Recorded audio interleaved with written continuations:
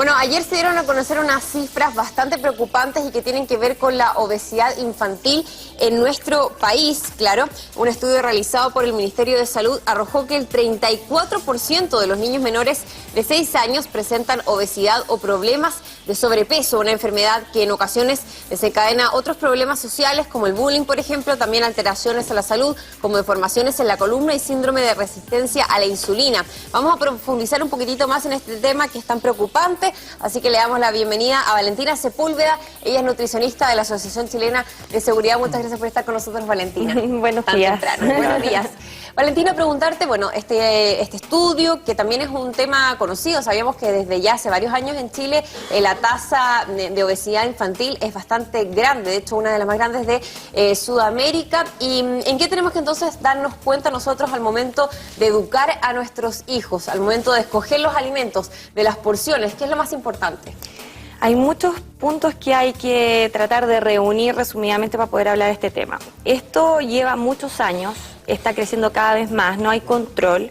Prácticamente conlleva mucho parte de lo que son las costumbres familiares dentro de la alimentación de un niño. Lo ideal es que uno lo acostumbre a integrar todo tipo de frutas, verduras, que sea una alimentación variada y no que sea una alimentación a base de grasas, de frituras, de azúcares y sal.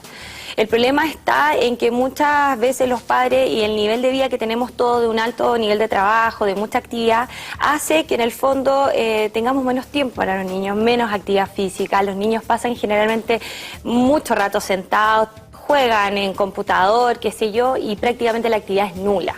Entonces estamos creando niños que están aumentando su capacidad gástrica en comer grandes cantidades de alimentos que no son muy saludables y además la actividad cada vez está siendo mucho menor. Ahora, Valentina, me imagino que las cifras son preocupantes, claro, porque se trata de niños, pero además pensando en que estos niños después van a ser adultos generalmente obesos. ¿Se da esa tendencia de que cuando un niño es obeso, luego en la adultez también lo es? Exacto. De hecho, hay un video muy bueno que me hubiera encantado haberlo mostrado, que se llama La obesidad explicada en un minuto. Ya lo pueden buscar en internet. O sea, en un minuto explica las consecuencias de la obesidad que puede conllevar desde que es niño hasta la adultez.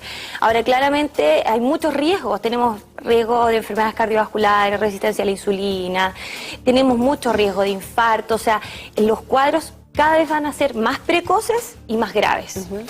Valentina, yo quería preguntarte porque obviamente la obesidad, como muchos otros problemas graves de salud, tienen una multiplicidad de factores que derivan en el problema. De hecho, tú mencionaste el de las áreas verdes que están a disposición, el de la posibilidad de hacer una actividad física o no, pero también está el tema de la nutrición que podrían como conjugarse.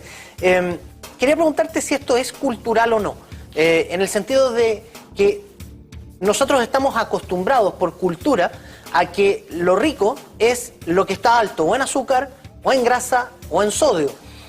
¿Nos traspasaron esa información? ¿O es más bien algo genético? ¿Es algo que el individuo tiende a buscar casi por su condición humana? Generalmente los niños tienen un nivel muy básico de sabores. Si uno no los acostumbra a esta accesibilidad de estos alimentos, jamás van a lograr esta aceptación tan atractiva que ellos tienen de estos alimentos. ¿Se genera una especie de adicción? Exacto, o sea, están entre comillas, saciador, porque prácticamente los snacks y la comida chatarra no da saciedad, no alimenta en absoluto. Pero se hace muy adictivo porque son sabores muy agradables, mucho sabor a sal, mucho azúcar, y eso hace que sea muy adictivo. En general, los niños y los adultos cometemos el error de integrar este tipo de alimentos desde que son muy pequeños. Por lo tanto, no logramos y no facilitamos a que ellos puedan conocer la gama de los otros alimentos. Y caemos en darle a un bebé bebida, en darle a un bebé pancito, está recién comiendo, o sea, no podemos darle a un bebé de 8 meses un trocito de pan. Entonces, tenemos un problema cultural, se da mucha educación, o sea, a nivel de atención primaria existe educación. Uno como nutricionista trata de focalizar en ese sentido de fomentar la alimentación saludable, de explicarle a los padres, pero también viene un tema familiar, o sea, no es tanto de que quizás el niño tenga un problema de sobrepeso o obesidad, sino que también un factor familiar. O sea, notamos que las familias de poca actividad, que también presentan otros familiares también sobrepeso y obesidad. Por lo tanto, es algo que va arrastrando de generación en generación prácticamente. Claro, otro tema que yo te hablaba tiene que ver con las porciones y también con el saber informarnos a la hora de escoger un alimento. Cuando uno ve la información nutricional que está ahí, ¿en qué tiene que fijarse más? Generalmente uno apunta a las calorías, pero ¿qué pasa también con la grasa, con los azúcares que contiene el alimento? El etiquetado nutricional, poca gente lo conoce. Tratamos de fomentar que lo conozcan, de explicar el contenido. Es principalmente que generalmente toda la gente, como realiza dietas, qué sé yo, el primer punto que se fija son las calorías. Y no es lo único. O sea, tenemos carbohidratos, tenemos grasa, tenemos azúcares. Y adentro de los carbohidratos que sale ahí salen azúcares totales, que son el azúcar adicionado. O sea, si hablamos, por ejemplo, una leche de un juguito en cajita, de 200 cc, que generalmente se envían las colaciones de los niños, nosotros miramos y tiene alrededor de 20-25 gramos de hidratos de carbono. Entonces notamos que una cucharadita de azúcar tiene 5 gramos de hidrato de carbono. Entonces uno puede asumir que la cantidad de pulpa de ese jugo que no es natural es nula, entonces la cantidad casi total es de azúcar, o sea, sería de alrededor de 5 cucharaditas de té que tiene esa cajita de jugo de 200 cc. Entonces empezamos a sacar la proporción, entonces uno empieza a fijarse en todos los alimentos y claro que están excediendo toda esa cantidad de ingredientes. Oye, Valentina, yo quería preguntarte por algo que a mí me llamó la atención del estudio de ayer. Yo no sé si te fijaste en el desglose que se hizo por regiones y de cómo la obesidad está claramente concentrada o si se quiere, los más altos índices están en el sur. Yo no sé si hay explicaciones o estudios respecto de la necesidad calórica de la gente en un clima más frío. ¿Tiene que ver con eso?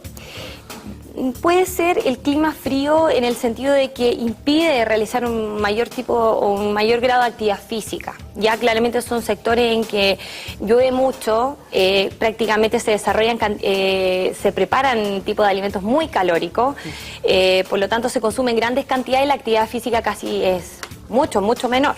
O sea, los niños prácticamente es la actividad física que tienen en el colegio y no hay más. Nada más. Entonces, generalmente ese es el problema que existe. Sí, bueno, hay una amplia tarea por delante, también por parte de la familia y por parte del Estado. Aquí hay que conjugar, por supuesto, esos dos factores. Muchas gracias, Valentina Sepúlveda, por conversar con nosotros. Muy bien. Gracias.